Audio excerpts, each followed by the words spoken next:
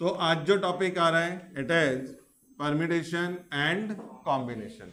तो बहुत सारे पार्ट्स हैं इस चैप्टर में, तो एक एक करके उन सभी पार्ट्स को हम लोग डिस्कस करेंगे और अपने टॉपिक को बहुत ध्यान से समझने की कोशिश करनी है। इस टॉपिक के अंदर हम पहला डिस्कस करेंगे fundamental counting principle number 1, number 2 factorial notation, number 3 permutation, number 4 permutation when observations are repeated, number 5 combination, और उसमें एक और टर्म आएगा सर्कुलर परम्यूटेशन। तो बहुत सारी चीजें हैं जो बेसिकली मुझे आपको बताना है। मॉड्यूल बंद कर दो, अभी जरूरत नहीं है। तो अब यहां पर नेक्स्ट सबसे पहला टॉपिक हेडिंग डालो फंडामेंटल काउंटिंग प्रिंसिपल।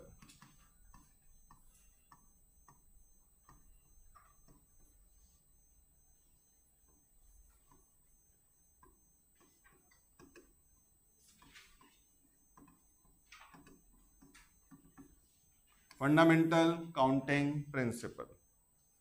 अब फंडामेंटल काउंटिंग प्रिंसिपल हमारे पास दो तरह का है, एक तो है एडिशन प्रिंसिपल, दूसरा है मल्टीप्लिकेशन प्रिंसिपल। और मैं इसे स्टार्ट करने से पहले एग्जांपल ले रहा हूं और आपने वो एग्जांपल जरा ध्यान देना है। सपोज दैट मेरे पास दो अलग अलग वर्क है कंप्लीट करने के लिए। पहला वर्क है W1 और दूसरा वर्क है यहां पर W2, और ये मुझे कंप्लीट करना है। Work W1 done by M ways, work W2 done by N ways। तो दो अलग अलग काम है मेरे पास करने के लिए, जिसमें वर्क W1 को आप कितनी तरह से कंप्लीट कर सकते हैं, M टाइप से, और वर्क W2 को कितनी तरह से कंप्लीट कर सकते हैं, N टाइप से। अब जो प्रिंसिपल है उसमें फर्स्ट प्रिंसिपल है एडिशन और दूसरा क्या है, मल्टीप्लिकेशन। इससे पहले कि इसे स्टार्ट करें, एक एग्जांपल जो मैं बोल रहा हूं। सपोज दैट आपके पास, ये मैं एक रफ लिख रहा हूं, और आपके पास मैथ्स का 3 बुक है पढ़ने के लिए। कितना बुक है मैथ्स का पढ़ने के लिए? 3 बुक्स है। और इकोनॉमिक्स का आपके पास 2 बुक्स है। इको का कितना बुक्स है हमारे पास? 2 बुक्स है, ठीक है। अब मैं कहता हूं कि आपको पढ़ना है और आपने 1 आवर का पढ़ाई करना है, और आपको बोला कि आइदर मैथ्स और इकोनॉमिक्स। जरा ध्यान सुनना, यहाँ पर बहुत सारी चीजें हैं। तो मैंने क्या कहा, या फिर आप इसे इस तरह समझे कि पेरेंट ने कहा आपको 1 आवर का पढ़ाई करना है। आपने बोला ठीक है मैं 1 आवर का पढ़ाई करना चाहता हूं, और क्या पढ़ूं, क्योंकि आपको सब आता है, ठीक है ना। तो पेरेंट ने कहा मैथ्स और इको। क्या बोला? तो हमको दोनों पढ़ना है। अरे बोला ना, नहीं पढ़ना ना, दोनों में से एक पढ़ना है। वर्डिंग क्या था? और इंपॉर्टेंट, मैथ्स और इको। अब अगर मैं अपने बुक शेल्फ के पास गया, वहां पे मैथ्स का 3 बुक है, M1, M2 और M3, और इको का 2 बुक है, E1 एंड E2। तो मैं कितनी तरह से बुक को लेके पढ़ाई कर सकता हूं? ऑब्वियसली 5। क्यों भाई? 3 ये, 2 ये, 5 बुक है, 5 में से कोई एक उठाया, पढ़ाई कर लिया। तो टोटल वेज कितने हो गए? 3 + 2 = 5। जब क्या बोला गया? और, यानी कि कोई एक। वापस अभी पेरेंट ने कहा आपको 2 आवर्स का पढ़ाई करना है। कितनी देर का पढ़ाई करना है? 2 आवर्स। आपने वापस पूछा क्या पढ़ना है, उन्होंने कहा मैथ्स एंड इकोनॉमिक्स। क्या बोला? अभी और नहीं है, वर्डिंग क्या है? एंड। अब आप शेल्फ में गए, शेल्फ के पास गए, और आपने वहां से कितनी बुक्स निकाली? 2। अब क्या कंडीशन बन रही है? M1 E1 लेके बैठे आप, या फिर M2 E1 लेके बैठ गए, या फिर M3 E1, या फिर M2 E1 M1 E2, फिर M2 E2, या फिर कितने पॉसिबिलिटीज आई? 1 2 3 4 5 6। यानी कि यहां पर अगर आप देखें तो 2 इंटू 3 इज इक्वल टू, या 3 into 2 is equal to 6 ways है। तो दोनों जगह में क्या कोई फर्क है?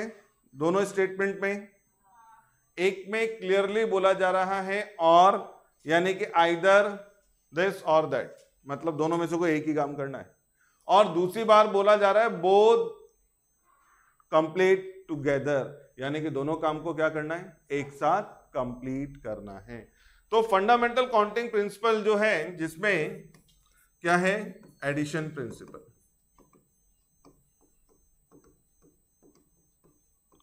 इसमें क्या टर्म यूज होता है? और। फिर दूसरा कौन सा है? Multiplication principle. इसमें क्या यूज हो रहा है? एंड। तो बस पूरे टॉपिक का बेसिक सिर्फ ये दो वर्ड है, और एंड। अगर आप क्वेश्चन प्रॉपर पढ़ते हो और एंड का डिफरेंस समझ में आता है तब तो आसान। अगर नहीं समझता है तो ये वो टॉपिक है जो मैथ्स के टीचर खुद बोलते हैं सबसे कॉम्प्लिकेटेड है, नहीं तो ये सबसे आसान टॉपिक है। अब ये डिपेंड करेगा आप जब पढ़ाई शुरू करेंगे, यानी जब समझेंगे टॉपिक को, तो आप अपनी एनर्जी कितनी लगाते हैं। और एंड कई बार ये दोनों मिक्स होगा तो बहुत सारी चीजें आएंगी। सबसे इजीएस्ट चैप्टर हो सकता है या फिर सबसे बकवास चैप्टर हो सकता है। और इसके साथ कनेक्टेड एक चैप्टर और है प्रोबेबिलिटी, जो कि स्टैट्स में है, और सबसे इंपॉर्टेंट चैप्टर है प्रोबेबिलिटी, और उसके साथ कनेक्टेड प्रोबेबिलिटी डिस्ट्रीब्यूशन। दोनों को पकड़ के चलो, आप लोग 8-9 क्वेश्चन पूछते हैं दोनों चैप्टर से मिला के। ये कंफ्यूजन करेगा तो वो अपने आप ही कंफ्यूजन में जाएगा, क्योंकि वहां भी एंड और ही चलेगा। आई बात समझ में? तो आपने एंड और का जरा ध्यान देना है। तो अगर वर्डिंग क्या आ रही है और, तो हम क्या करने वाले हैं? बोलो, ऐड करने वाले हैं, ऐसे ना। और अगर वर्डिंग क्या आ रहा है? एंड, तो क्या करने वाले हैं? मल्टीप्लाई। तो ये एक बेसिक यहां पर जो है रूल है फंडामेंटल काउंटिंग प्रिंसिपल। और क्यों ऐसा होता है वो मैंने आपको यहां पर अभी बता के दिया। तो अब कैसा नोट करना है? फंडामेंटल काउंटिंग प्रिंसिपल लिखा, पहला ऐसा लिखो, work W1 done by m ways, work W2 done by n ways.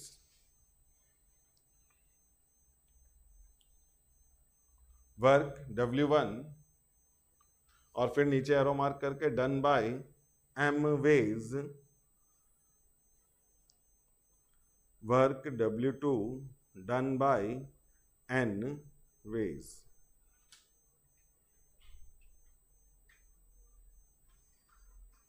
क्या नोट आप लोगों ने? अब उसके नीचे हेडिंग डालो, पहला कौन सा? एडिशन प्रिंसिपल, और ब्रैकेट में क्या नोट करो? और।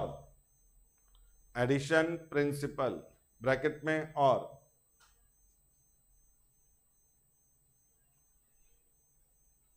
हो गया लिख के?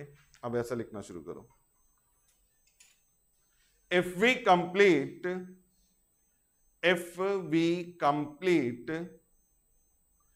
either work W1 or work W2, if we complete either work W1 or work W2, और को अंडरलाइन कर लो,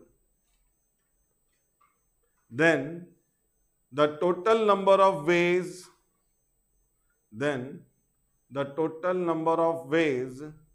to complete the works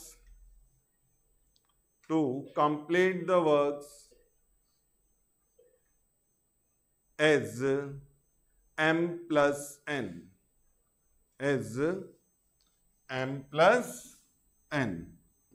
तो ये हमारे पास इस तरह से यहां पर आ जाएगा। बात समझ में आ रहा है क्या? अब इसके बाद नेक्स्ट कौन सा प्रिंसिपल है? मल्टीप्लिकेशन। तो मल्टीप्लिकेशन प्रिंसिपल, नेक्स्ट हेडिंग डालो, मल्टीप्लिकेशन प्रिंसिपल। अब इसमें इस तरह से लिखो, इफ वी कंप्लीट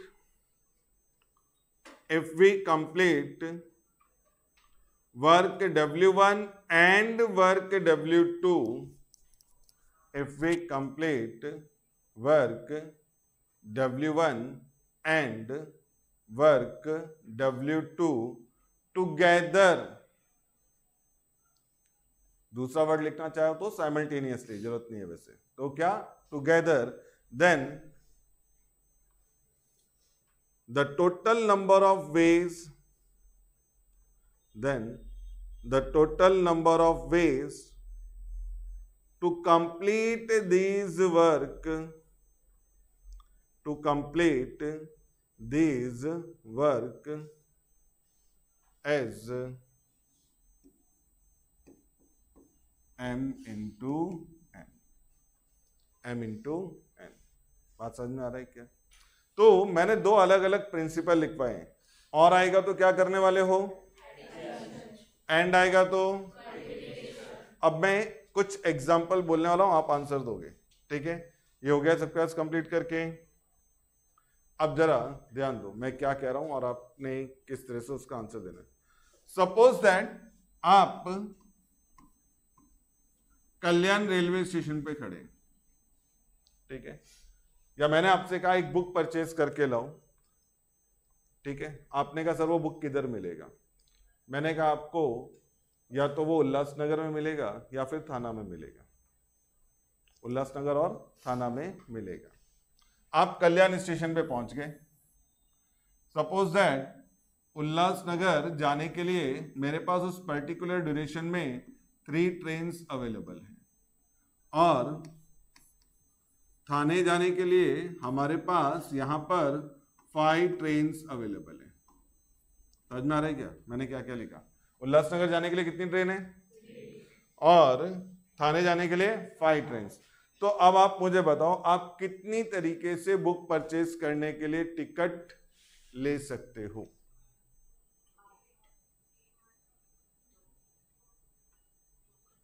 दो तरीके से। ये इसका दिमाग सही चलता है, लोकल ट्रेन है, कुछ भी कहीं जा सकते। हम यहाँ पर इनको अलग अलग बसेस कर देते हैं, हटा ही देते हैं ट्रेन। नहीं, यहाँ पर ये समझ लो हर ट्रेन इंडिविजुअल टिकट लेना पड़ेगा, ठीक है, ड्यूरेशन के हिसाब से। क्योंकि अभी भी अगर आप देखेंगे लोकल ट्रेन में भी ऐसा नहीं सुबह टिकट लिया शाम को जा रहे, तो एक ड्यूरेशन रहता है। हाँ, इस पीरियड के अंदर आपको जाना है। तो हम कह रहे हैं कि हमारे पास हर पीरियड के लिए क्या है, हर ट्रेन के लिए एक दूसरा टिकट इशू कराना है। तो मैं ऑब्वियसली यहां पर या तो थाने जाऊंगा या फिर दोनों जगह तो नहीं जाऊंगा ना। तो टिकट में कितने तरीके से परचेस करूंगा?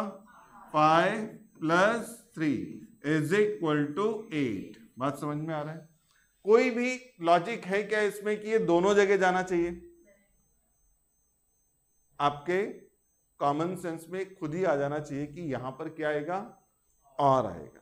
और जैसे ही दिमाग में क्लिक हो जाएगा और आएगा, तो इसका मतलब क्या करना है, आपने ऐड करना है। बात समझा? अब इसी क्वेश्चन को आगे ले जाते हैं।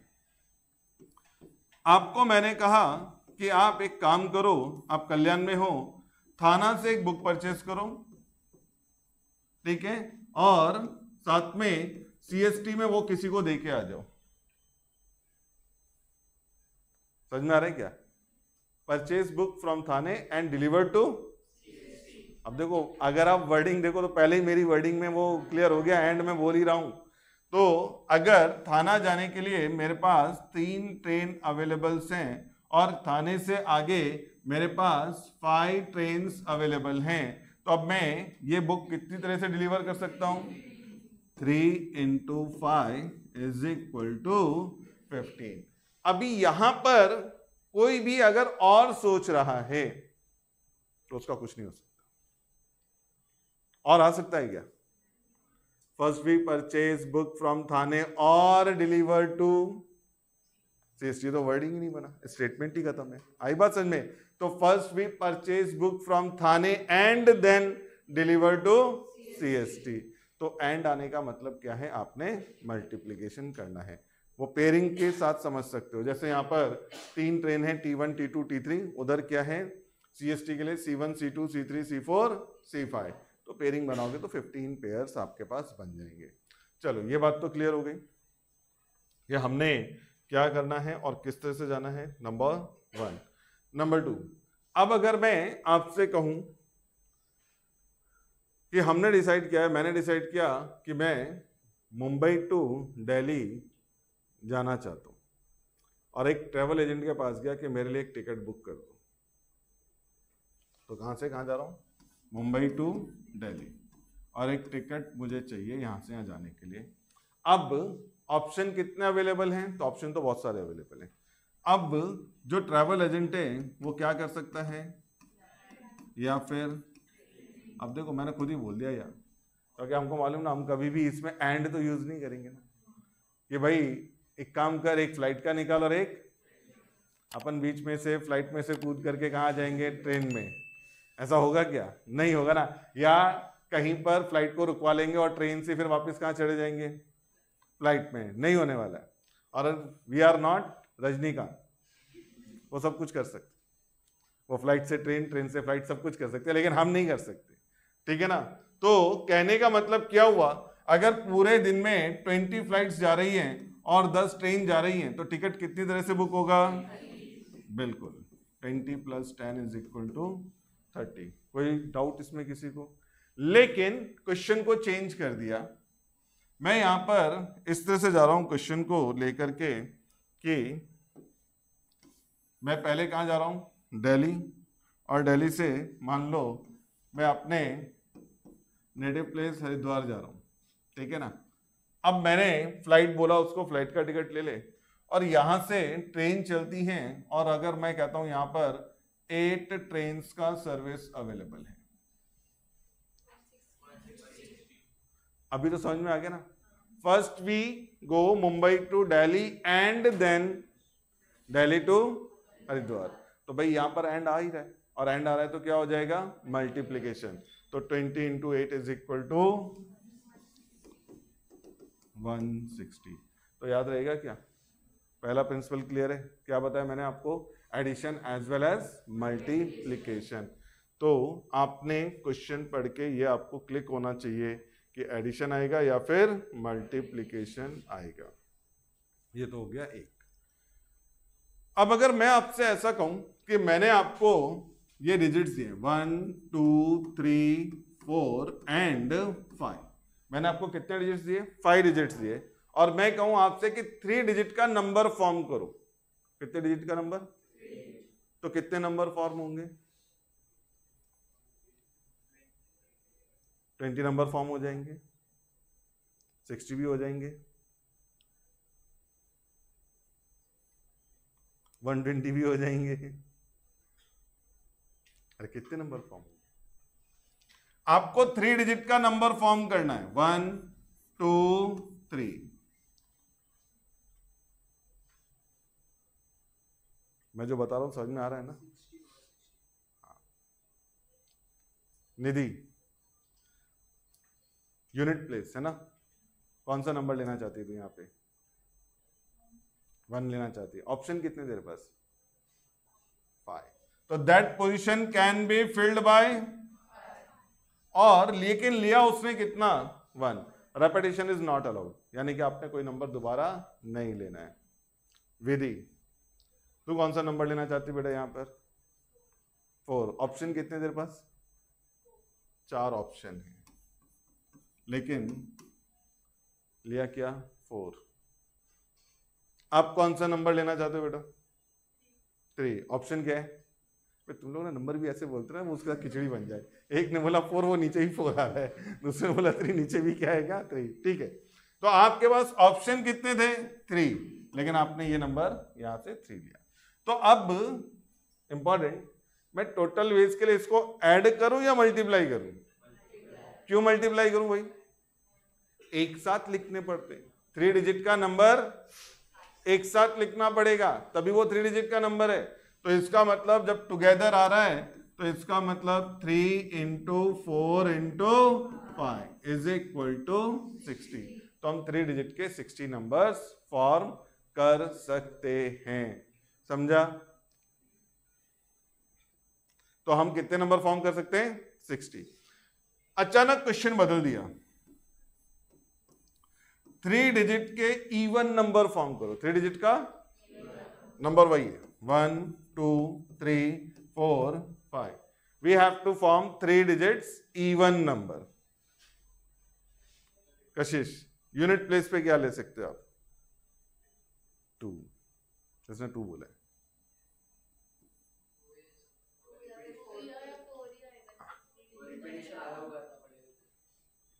Repetition is not allowed.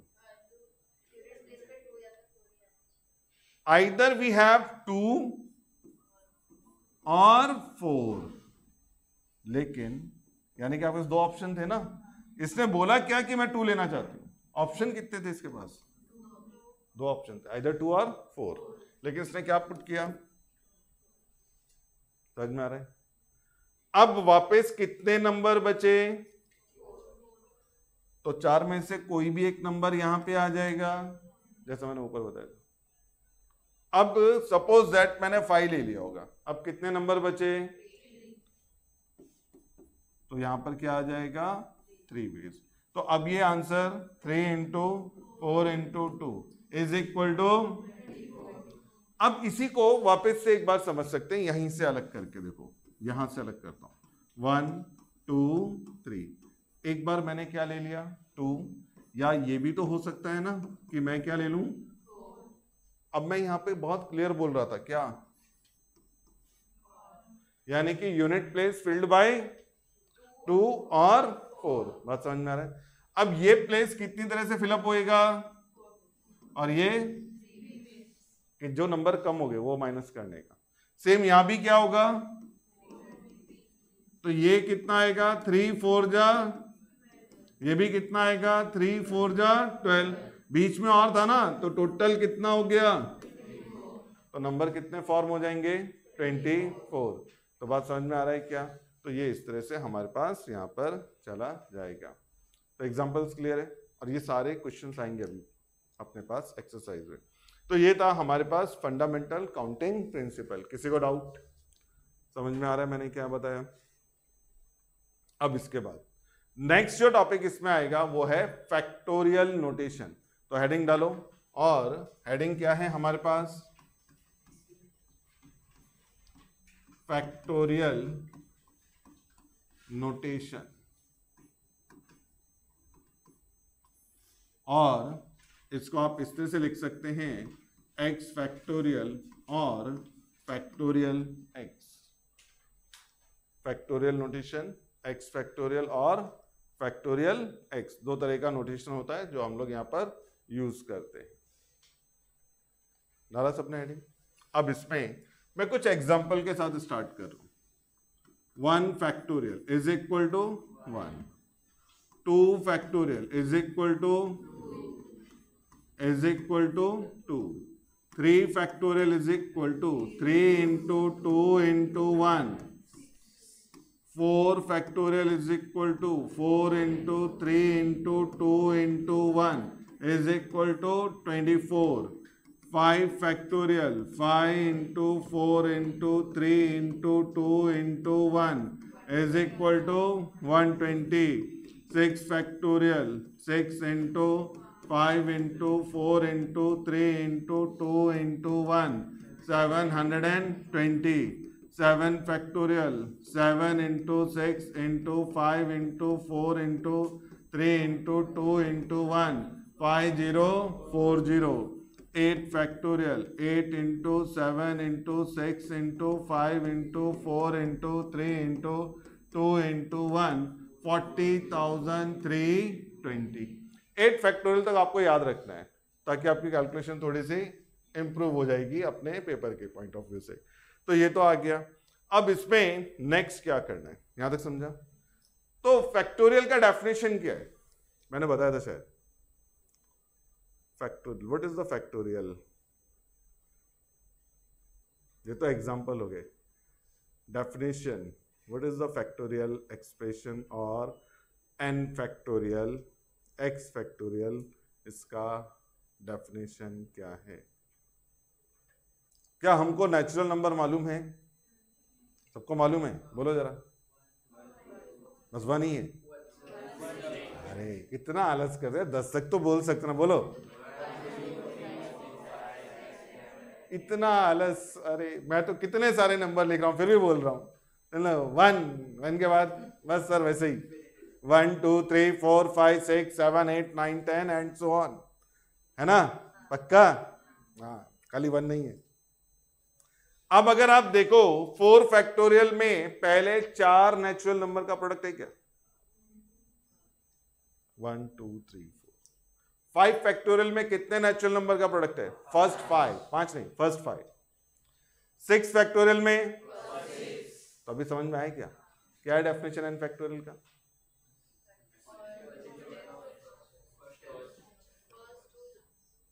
First to last. Ayesha तू तो पूरा मैथ्स बदल देगी Kashish. N factorial is defined as the product of first n natural numbers. तो ये रहा डेफिनेशन। बात समझ में आ रहा है क्या? तो अगर आप देख सकते हैं, अब इसको इधर से आप फॉलो कर सकते हैं कि अगर मुझे n फैक्टोरियल लिखना है तो it is the product of first n natural number. 8 factorial product of first 8 natural numbers and so on. समझा क्या? अब इंपॉर्टेंट प्रॉपर्टीज में फर्स्ट प्रॉपर्टी नोट करो जरा। Number 1, 0 factorial is always 1। तो 0 फैक्टोरियल का वैल्यू हमने क्या लेना है? 1। पहला important property. Number 2, in R factorial we have R factors. In R factorial we have R factors।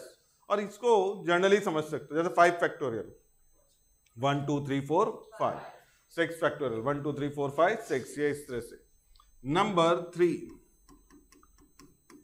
Minus x factorial is not to be consider, यानी कि minus में किसी भी नंबर का फैक्टोरियल नहीं होता। -5 फैक्टोरियल -3 फैक्टोरियल ये सब कंसीडर नहीं किया जाता, इग्नोर करना है इसको। फिर नंबर 4, एनी फैक्टोरियल expansion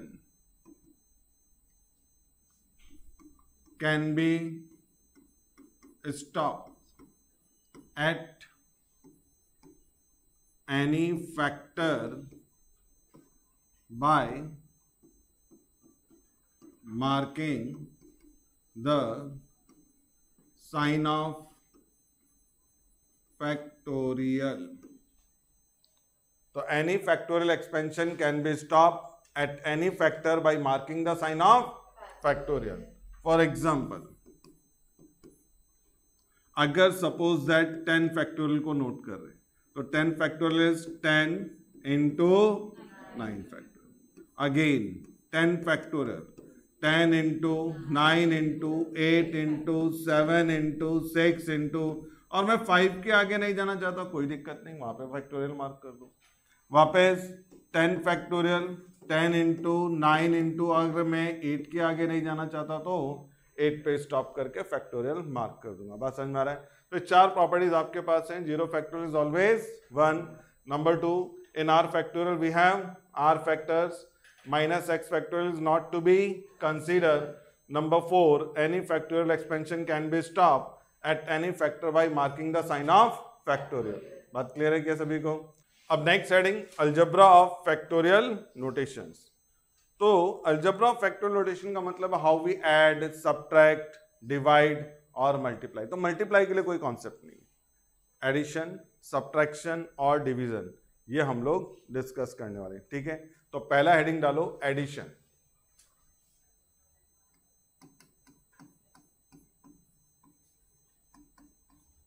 और इन सभी कॉन्सेप्ट को हम एग्जाम्पल की हेल्प से ही एक्सप्लेन करने वाले हैं। एडिशन तो अब यहां पर किस तरह से लिख रहे हैं तो जरा देखें।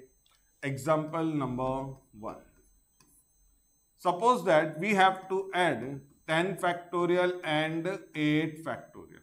क्या ऐड करना हमने? 10 फैक्टोरियल और 8 फैक्टोरियल। तो ऑर्डिनरी नंबर की तरह 18 नहीं करना है। तो ट्रिक क्या है? दोनों में से ग्रेटर नंबर कौन सा है? उसको एक्सपेंड करेंगे टिल स्मॉलर। तो छोटा कौन सा है? तो मतलब कहने का कि मैं लिखूंगा 10 इंटू 9 इंटू यहीं पर स्टॉप करना है और फिर ये 8 फैक्टोरियल, बात समझ में आ रहा है। 8 फैक्टोरियल को कॉमन निकाल देंगे तो 10 इंटू क्या रह गया 9 प्लस 8 बाहर गया तो क्या रह जाएगा 1 और इंटू में क्या आ जाएगा 8 फैक्टोरियल। 10 9 जा तो 90 plus 1 into 8 factorial, answer is, बात समझ में आ रहा है क्या? तो 91 इंटू 8 फैक्टोरियल। तो ये तो था हमारे पास फर्स्ट एग्जांपल।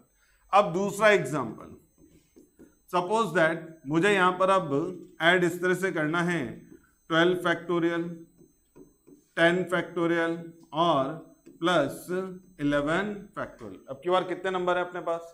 3 नंबर है। विच नंबर इज स्मॉलर? तो सबको कहां तक ले जाओगे? 10 तक। आप बोलो, मैं लिख रहा हूं।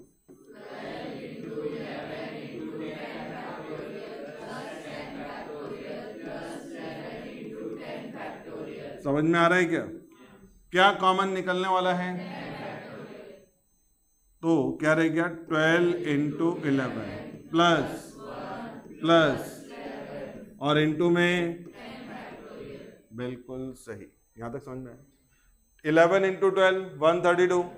तो ये क्या आ गया अपने पास? Is equal to 132 plus 1 plus 11 और इंटू में, अच्छा अब ये 12 और 144 हो जाएगा ना, तो इसका मतलब क्या आंसर है 144 इंटू, तो वापस पे मल्टीप्लाई नहीं कर लेगा वो 10 फैक्टोरियल सिर्फ 10 नहीं है, वो 10 इंटू 9 इंटू 8 सब कुछ है उसमें। तो ये, अब नेक्स्ट एग्जांपल हमारे पास है n minus 1 factorial plus n plus 1 factorial. अब मुझे ये सॉल्व करना है, विच number is greater? Which number is greater? n plus 1। कब तक एक्सपेंड? छोटे नंबर तक। तो छोटा नंबर तो ये, अच्छा ये तो क्लियर है ना, n माइनस 1 स्मॉलर है, इसके लिए तो कोई टेंशन लेके नहीं बैठा ना, पक्का? हाँ ठीक है। अब n प्लस 1 फैक्टोरियल को ओपन करना है, तो पहला तो यही फैक्टर आएगा, फिर क्या आएगा, फिर क्या आएगा? देखो ट्रिक बहुत सिंपल है, वो नंबर लिखना है, फिर 1 करना है कम, फिर और 1 कम करना है। यानी अगर आप देखें, जब मैं 8 फैक्टोरियल लिख रहा था तो 8 1 लेस होके 1 लेस होके फिर से 1 लेस होके, तो कुछ समझाइए। n प्लस 1 माइनस कर देंगे तो 1 कदम, n रह गया, n में से और 1 माइनस करेंगे तो n माइनस 1। कुछ कॉमन दिख रहा है? तो n माइनस 1 फैक्टोरियल हम लोग क्या ले रहे हैं यहां पर? कॉमन। तो यहां से क्या रह जाएगा 1 plus n plus 1 into n, और ये इसको मल्टीप्लाई कर लो तो क्या आ जाएगा 1 plus n square plus n और इंटू में n माइनस 1 फैक्टोरियल।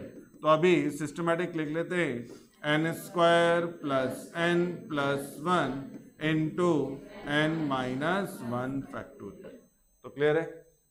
तो सब्सट्रैक्शन, तो अब यहां पर, अब जैसा ऐड हुआ वैसे क्या होगा, सब्ट्रैक्ट होगा ना, तो कुछ नया तो नहीं आएगा, सिर्फ बीच में क्या आ जाएगा साइन, वही कॉन्सेप्ट।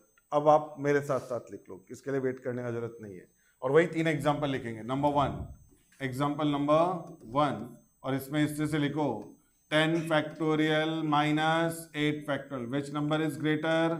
10। वी एक्सपेंडेड टिल 8 और फैक्टोरियल मार्क किया, क्या कॉमन निकल जाएगा? 8। अच्छा थोड़ा डायरेक्ट कर दूं क्या, 10 9 जा माइनस 1 और इंटू 8 फैक्टोरियल, तो आंसर इज 89 इंटू 8 फैक्टोरियल।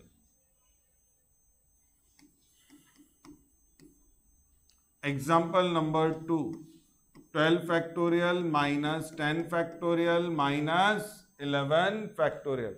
सबको मालूम है ना क्या करना है, तो कहां तक लेके आ जाओगे सबको? 10 तक, और फिर कॉमन फटाफट।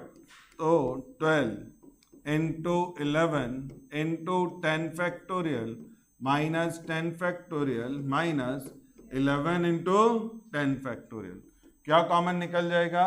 10 फैक्टोरियल। 12 इंटू 11 132 माइनस का 1 और माइनस का 11 इनटू में 10 फैक्टोरियल, -1 -11 -12, और 132 में से अगर 12 लेस कर दिया 120 ना, तो 120 इंटू 10 फैक्टोरियल हुआ कंप्लीट करके। थर्ड एग्जांपल,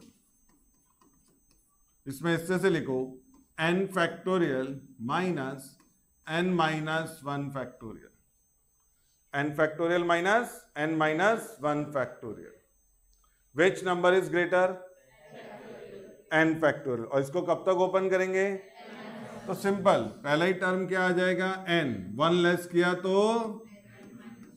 और माइनस में n माइनस 1 फैक्टोरियल। किसी को डाउट इसमें? अब क्या कॉमन निकल जाएगा, तो यहां पे रह जाएगा n minus 1 into n minus 1 factorial, complete. अब हमने addition as well as subtraction, सबसे ज्यादा यूज होगा डिवीजन, क्योंकि परम्यूटेशन हो या कॉम्बिनेशन, आपको याद होगा NPR is equal to n factorial upon n minus r factorial, NCR is equal to n factorial upon r factorial into n minus r factorial, यानी डिवीजन ही सबसे ज्यादा आता है। तो अब नेक्स्ट हेडिंग डालो डिवीजन। तो नंबर 3,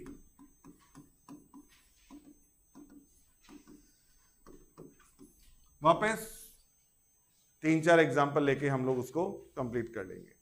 तो पहला example, example number 1, 10 factorial divide by 8 factorial. वापस उसी से स्टार्ट करते हैं, 10 factorial divide by 8 factorial, which number is greater, expand. तो 10 9 8 factorial divide by 8 factorial, cancel, 90। ठीक है, पहला एग्जाम्पल। दूसरा example, 12 factorial divide by 3 factorial into 9 factorial.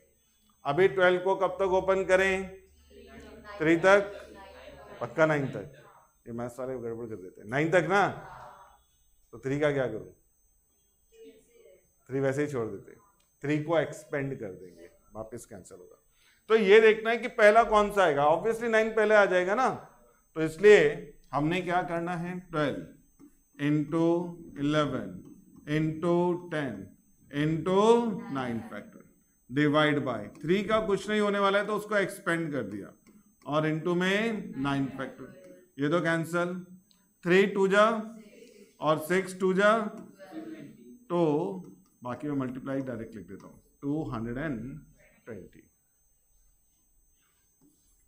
Next example number 3। अब अगर थर्ड के लिए जाएं, और अब मैं ऐसा लिख रहा हूं, 12 factorial divide by 14 factorial 11 factorial into, और अब ये मेरे पास है 10 factorial, 12 factorial into 11 factorial divide by 14 factorial into 10 factorial. अभी क्या करने, 14 को ओपन करेंगे कब तक, ये कैंसिल हो जाएगा, और 11 को कब तक ओपन कर देंगे, बात समझ में आ रहा है क्या, नेबरिंग नंबर्स को एक्सपेंड कर लेंगे। तो 12 फैक्टोरियल को एज इट इज छोड़ दिया, और 11 को क्या लिखा, 11 इंटू 10 फैक्टोरियल, 14 को क्या कर दिया, 14 13 12 फैक्टोरियल, और ये 10 फैक्टोरियल एज इट इज। कुछ कैंसिल हो रहा है क्या, 10 फैक्टोरियल 10 फैक्टोरियल 12 फैक्टोरियल 12 फैक्टोरियल, 11 से 14 कैंसिल होगा क्या, नहीं, 13 भी नहीं, सब प्राइम नंबर है, 14 को छोड़ दे दो, तो 11। अब 14 इंटू 13, 14 3 जा, क्या, अच्छा डायरेक्ट लिख दे 182, मुझे लगा 14 3 जा 182 कब से होने लगे तो ये हमारे पास इस तरह से आ जाएगा। तो ये रहा हमारे पास डिवीजन। अब एक ये आप अपने आप कंप्लीट कर लो,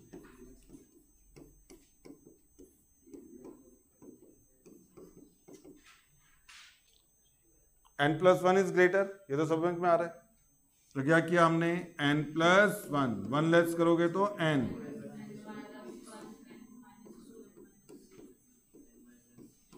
और डिवाइड बाय बस, बाकी कुछ मल्टीप्लाई नहीं करना, एज इट इज छोड़ देना। यानी क्या, n+1 n n-1 and n-2। तो ये हमारे पास आंसर आ जाएगा। तो फैक्टोरियल के बारे में अपना जो बेसिक इंट्रोडक्शन था वो खत्म हो गया। फंडामेंटल काउंटिंग एक, दूसरा फैक्टोरियल नोटेशन। अब तीसरा है इसमें परम्यूटेशन। ये हो गया सबके पास नोट करके, तो हेडिंग डालो नेक्स्ट परम्यूटेशन। तो नेक्स्ट टॉपिक है परम्यूटेशन। तो अब इसमें इससे से लिखो, permutation is the arrangement of, permutation is the arrangement of observations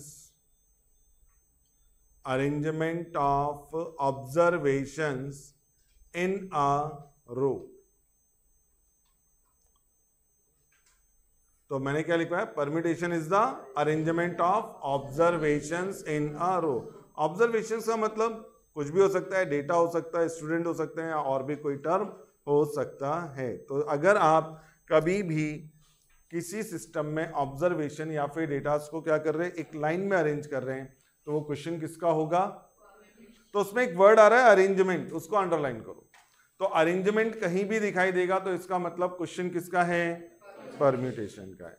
और इसी तरह से एक वर्ड आएगा सिलेक्शन, जब सिलेक्शन आएगा तो वो वर्ड किसके लिए है, कॉम्बिनेशन के लिए। तो एक बेसिक डिफरेंस है।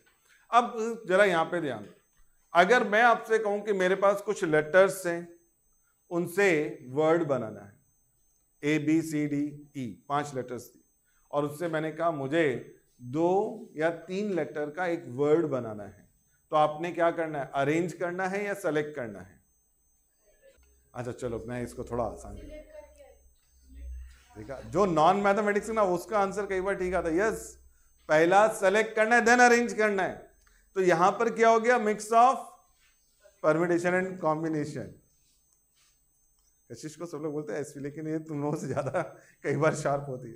तो क्या समझ में आई क्या भाई, आपको मैंने कहा 5 लेटर्स है आपके पास, 3 को लेके वर्ड बनाओ, तो पहले 5 में से 3 को सेलेक्ट तो कर लो, किसको, 3 को लेके, फिर बाद में क्या करेंगे, अरेंज करेंगे।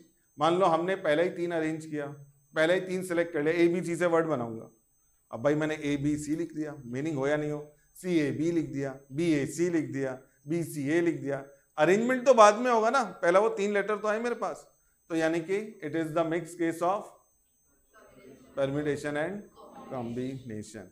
बट इसको डायरेक्टली परम्यूटेशन से भी ले सकते हैं अगर फॉर्मूला यूज करें कि मैं 5 में से 3 को अरेंज कर रहा हूं, 5P3, 5 में से 3 को बोला ना मैंने। तो लेटर, और लेटर से जब आप वर्ड बनाएंगे तो हमको क्या करना होता है, एक रो में लिखना होता है ना। आपके पास नोटबुक कैसा है, ऐसा है ना, बोर्ड जैसा नहीं है, इसीलिए हम लोग स्ट्रेट लिखते हैं। नहीं तो क्या होगा, यहां से लिखना शुरू करेंगे इधर आएगा, या यहां से लिखना शुरू करेंगे उधर जाएगा, कुछ लोगों का सीधा भी जाएगा। तो इसीलिए हमने आपको क्या दे दिया, लाइन वाला नोटबुक दिया है सबको, उसी लाइन में लिखना है, वरना उसका मीनिंग कदम। अब मान लो हमारे पास 3 लेटर्स दे दिए, NO और T। अब आपसे कहा गया कि इनसे अलग अलग वर्ड बनाओ, भाई अपने को लाइन में ही लिखना पड़ेगा, मीनिंग हो या नहीं हो उससे हमको कुछ लेना देना नहीं है। लेकिन अब मान लो कोई ऐसा करे, नहीं सर मैं तो ऐसा लिखूंगा, आप जो मर्जी समझ लो, ऐसा पढ़ लोगे तो नॉट हो जाएगा, ऐसा पढ़ लोगे तो टर्न हो जाएगा, जो मर्जी करो आप। तो ऐसा तो कोई वर्ड होता ही नहीं ना। तो ये तो क्या है, ऐसे ही अगर आपको कुछ डिजिट्स दिए है ना, और उससे का नंबर बनाओ, तो फिर से उनको क्या लिखना पड़ेगा, एक लाइन में लिखना पड़ेगा। भाई अगर मुझे 3 लाख सपोज करो 60,000 लिखना है, तो मुझे ऐसे ही लिखना है ना, 360000। सर आपने 5 जीरो 4 जीरो लगाए थे, चलो एक ज्यादा हो गया, एक कम करके हमने भी 4 ही लगाए, तो पड़ेगा इसको कुछ भी नहीं। तो अपने पास आप याद है अकाउंट्स या बुक कीपिंग, नंबर ऊपर नीचे होते तो कट प्लस माइनस करने होते ना अपने को, और थोड़ा भी इधर उधर हुआ तो वो पूरा ही खत्म हो जाता है वहां पर, तो वैसे ही कट कर देते। तो कहने का मतलब है अगर आपको कुछ लेटर्स मिले हैं उनसे वर्ड फॉर्म कर रहे हो तो it is the case of arrangement. इसी तरह से कुछ डिजिट्स मिले हैं और उनसे आप क्या कर रहे हो, नंबर फॉर्म कर रहे हो, it is again case of arrangement. और जब अरेंजमेंट है तो क्या आ जाएगा, परम्यूटेशन। बात समझ में आ रहा है क्या? तो परम्यूटेशन यूज फॉर अरेंजमेंट। अब नेक्स्ट लाइन में जाके लिखो, if we arrange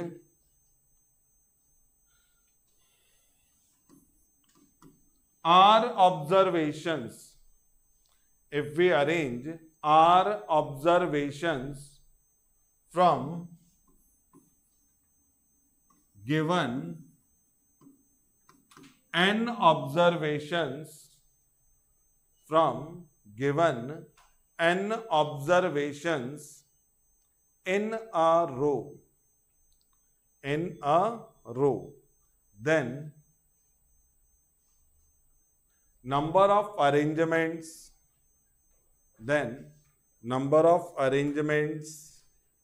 given by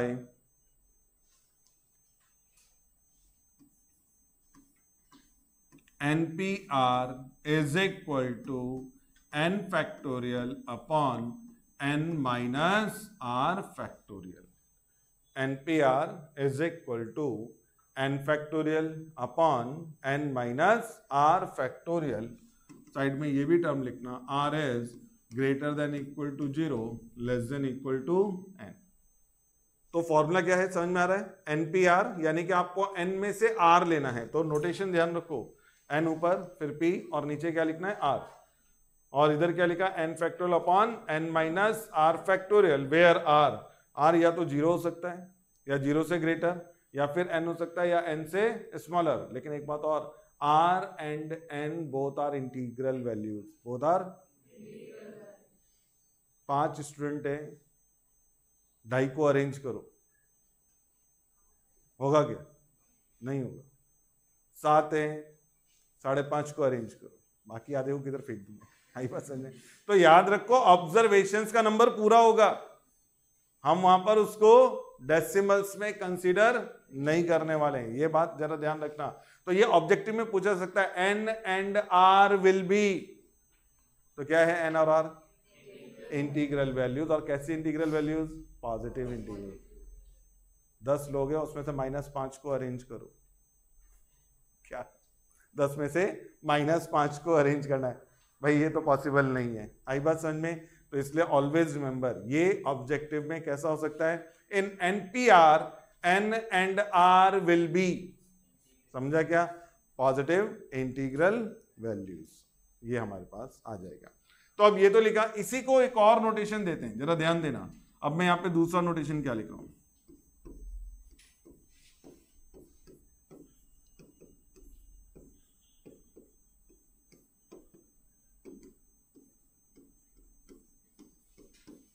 क्या लिखा मैंने?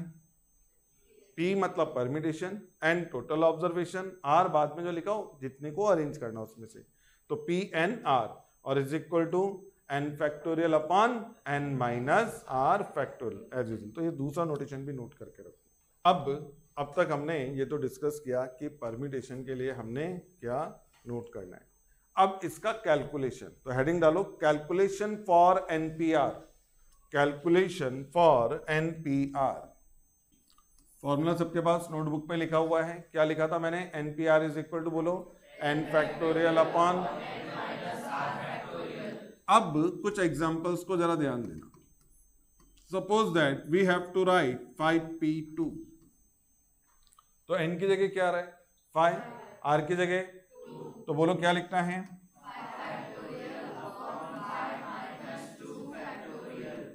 बात समझ रहा है क्या? 5 फैक्टोरियल अपॉन, अब ये डिवीजन कॉन्सेप्ट चला गया ना, 5 इंटू 4 इंटू डिवाइड बाय, अरे नहीं मुझे नहीं लिखना 20, मैं नीचे लिख रहा हूँ 20 क्योंकि मुझे कुछ और ही बताना है। यहां तक समझा? दूसरा example, suppose that we have to write 10p3, बोलो क्या? Is equal to 10 into divide by is equal to actually अगर आप देखेंगे तो मैंने एक स्टेप बढ़ा के लिखा, डायरेक्ट मल्टीप्लाई नहीं किया। अब वो क्यों? 5p2 में सिर्फ 2 फैक्टर थे, 5 और ये दिमाग लगाना अपने को। 10p3 में कितने फैक्टर थे जो 10 से स्टार्ट होते? 10, 9 और 8। मैं क्या कह रहा हूं, समझ में आ रहा है? इधर कॉन्सेंट्रेट करो, ये 2 जगह, इसीलिए मैंने डायरेक्ट मल्टीप्लाई नहीं लिखा था। तो 5p2 लिखते वक्त 2 फैक्टर आए आंसर में, 5 और 4, 5 से स्टार्ट हुआ था। 10p3 एंड 10 है ना, तो 10 से स्टार्ट करके 3 फैक्टर लिखे, 10, 9, 8। अब अगर मैं अचानक आपसे कह दूं कि मुझे 8p4 का वैल्यू चाहिए, तो 8, 7, 6, मैं क्यों इतना बड़ा फॉर्मूला यूज करूं? या पैटर्न में जाऊं? समझ में आ रहा है क्या? अब मल्टीप्लाई, 5 6 जा 30, 7 जा 210, 8 जा 1680। तो आंसर इज 1680। बात समझा? अब अगर मैं यहां पर एक और एग्जांपल लिखूं, चलो, और मैंने लिखा कि मुझे वैल्यू चाहिए np2, तो क्या होगा?